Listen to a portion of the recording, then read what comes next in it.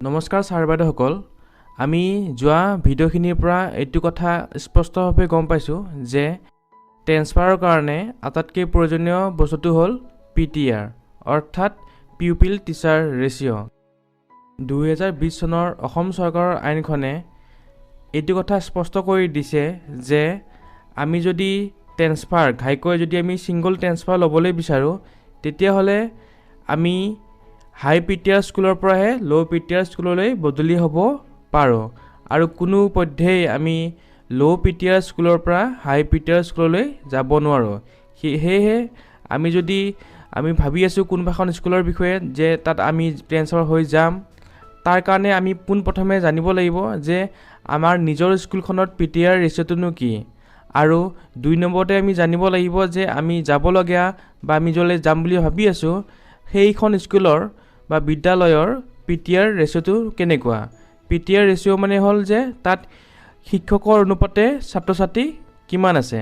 তদুপৰি আমি যদি মিউচুৱেল ট্ৰেন্সফাৰৰ কাৰণেও আবেদন কৰিব বিচাৰিছোঁ বা মিউচুৱেল ট্ৰেন্সফাৰ আমি আশা কৰি আছোঁ, তৎসত্ত্বেও আমি কিন্তু PTR ৰেচিঅ'টো জনাটো দৰকাৰ, কিয়নো আমি এইটো কথা জানিব লাগিব যে আমি যিখন স্কুললৈ যাম তাত ছাত্ৰ ছাত্ৰীৰ অনুপাতে শিক্ষক কিমান আছে। যদি তাত শিক্ষক বহুত কম তেতিয়াহ'লে এইটো নিশ্চিত যে যিজনে সেই ব্যক্তিজনৰ লগত মিউচুৱেল ট্ৰেন্সফাৰ কৰিব বিচাৰিছে তেওঁৰ সেইখন স্কুলত ঘাইকৈ নতুন স্কুলখনত ৱৰ্কলোডটো বেছি হ'ব। গতিকে আমি চালি জাৰি চাই পেলাইহে মিউচুৱেল ট্ৰেন্সফাৰৰ কাৰণে আমি মন মেলিব লাগে। গতিকে আজি আমি এই ভিডিঅ'টোত আমি এইটো শিকিম যে অসমৰ যিকোনো এখন বিদ্যালয়, সেইখন বিদ্যালয় ধেমাজিৰে হওক, ডিব্ৰুগড়ৰে হওক বা ধুবুৰীৰে হওক বা শিলচৰৰে হওক, যিকোনো এখন বিদ্যালয়ৰ ষ্টুডেণ্ট আৰু টিচাৰৰ সংখ্যাটো আমি সেইখন স্কুল ফিজিকেলি ভিজিট নকৰাকৈ ঘৰতে বহি ইণ্টাৰনেটৰ যোগেদি কেনেকৈ লাভ কৰিব পাৰোঁ সেই বিষয়ে আমি ষ্টেপ বাই ষ্টেপ আলোচনা কৰিম। তেন্তে আহক আমি এই ভিডিঅ'টো আৰম্ভ কৰোঁ। ভাৰত চৰকাৰে ভাৰতবৰ্ষৰ অন্তৰ্গত সকলো ধৰণৰ বিদ্যালয়ৰ হিচাপ আৰু প্ৰগতিৰ খতিয়ান ৰাখিবলৈ এটা ব্যৱস্থা কৰিছে, আৰু সেই ব্যৱস্থাটো হ'ল ইউডাইচ মানে হ'ল unified district information system for education. গতিকে আমি যদি ঘৰতে বহি পেলাই কোনো এখন বিদ্যালয়ৰ বিষয়ে বিতংকৈ জানিবলৈ ইচ্ছা কৰোঁ তেতিয়াহ'লে আমি পোনপ্ৰথমে এটা ভাৰত চৰকাৰৰ ৱেবছাইটত যাব লাগিব। সেই ৱেবছাইটটো হ'ল udice+.gov.in। এই ৱেবছাইটটো আপোনালোকে নিজৰ মোবাইলটো খুলিব পাৰে বা আপোনালোকৰ কম্পিউটাৰটো খুলিব পাৰে। মই ইয়াতে কম্পিউটাৰত খুলি দেখুৱাইছোঁ আপোনালোকক। পোনপ্ৰথমে আপোনালোকে নিজৰ ব্ৰাউজাৰত যাব লাগিব। ব্ৰাউজাৰত গৈ পেলাই আপোনাৰ যোনটো চাৰ্চ ইঞ্জিন গুগল বা য়াহু, তাতে আপোনালোকে ইউডাইচ বুলি লিখিব লাগিব। ইয়াত লিখি দিছোঁ udice+। তাৰপিছত আপোনালোকে যোনটো লিংক দেখা পাব udice+.gov.in, তাতে ক্লিক কৰিব লাগিব, আৰু ক্লিক কৰাৰ লগে লগে এনেকুৱা এখন পেজ পাব, আৰু এইটোৱে হ'ল udice+ৰ হোম পেজ। এয়া চাওক, এইটো department of school education and literacy, ইয়াৰ আণ্ডাৰত এই ৱেবছাইটটোৱে কাম কৰে। এতিয়া ইয়াত আপোনালোকে যদি মনোযোগ দিয়ে তাত দেখিব যে সোঁফালে ন' ইয়ৰ স্কুল বুলি এটা অপশ্যন এটা আছে, অৰ্থাৎ স্কুলৰ বিষয়ে জানক। এতিয়া আমি ইয়াতে ক্লিক কৰি দিম। ক্লিক কৰি দিয়াৰ লগে লগে এটা নতুন টেব এটা আহিব, আৰু টেবটোত চাওক ন' ইয়ৰ স্কুল। ইয়াত 3টা অপশ্যন আপোনালোকে দেখিবলৈ পাইছে, অৰ্থাৎ 3 প্ৰকাৰে আপুনি কোনোবা এখন বিদ্যালয়ৰ বিষয়ে জানিব পাৰে।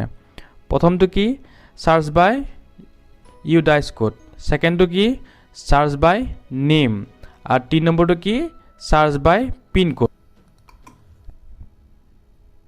এতিয়া পোনপ্ৰথমে আমি চাৰ্চ বাই নেম ক্লিক কৰি পেলাই চাওঁ, অৰ্থাৎ আমি এটা নাম টাইপ কৰিম আৰু সেই নামৰ বিপৰীতে এই ডাটাবেছত কিমানকেইখন স্কুল ৰেজিষ্টাৰ আছে আমি চাম।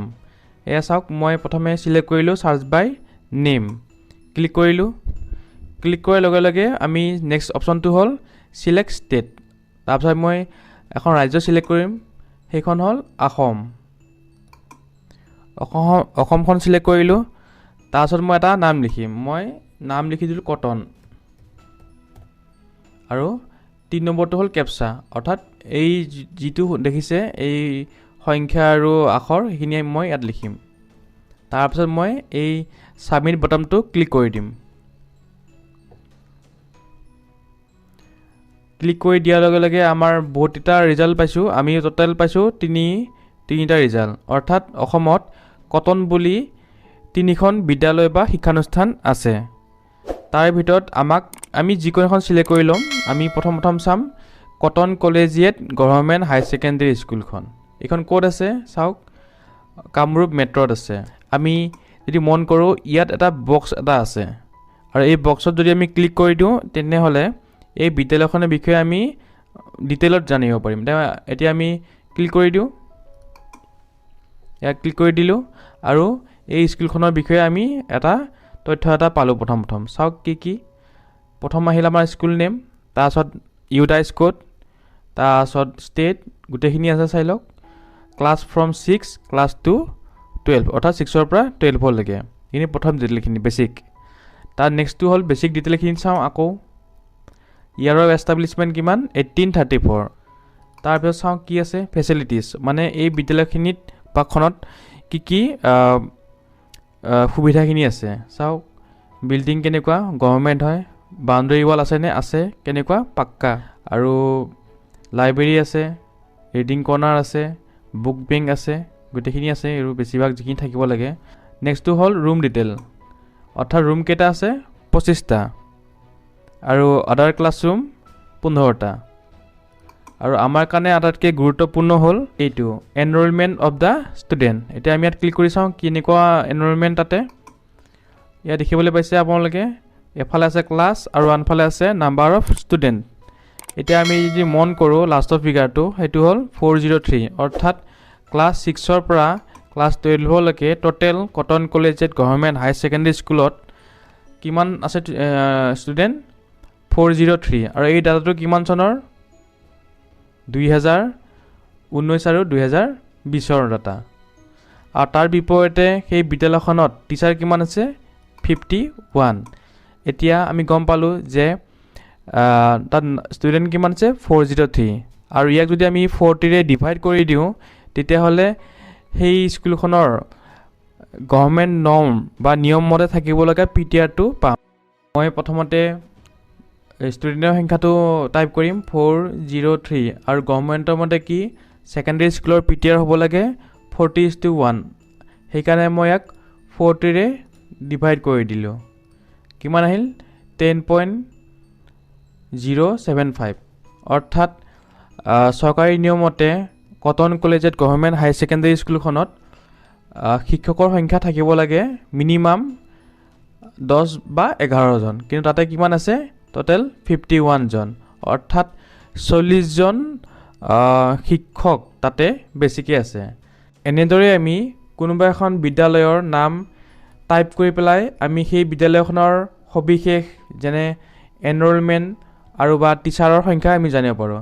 ঠিক তেনেদৰে বাকী দুটা অপশ্যন যেনে ইউডাইজ কোড বা আমি পিনক'ড এটা টাইপ কৰিলেও আমি কোনো বিদ্যালয়ৰ সবিশেষ আমি জানিব পাৰোঁ। তেন্তে দৰ্শকসকল, যদি এই ভিডিঅ'টো চাই ভাল পাইছে তেনেহ'লে আমি আশা কৰোঁ যাতে আমাৰ এই চেনেলটো আপোনালোকে ছাবস্ক্ৰাইব কৰি দিয়ে আৰু এই ভিডিঅ'টো এটা লাইক কৰি দিয়ে। ধন্যবাদ।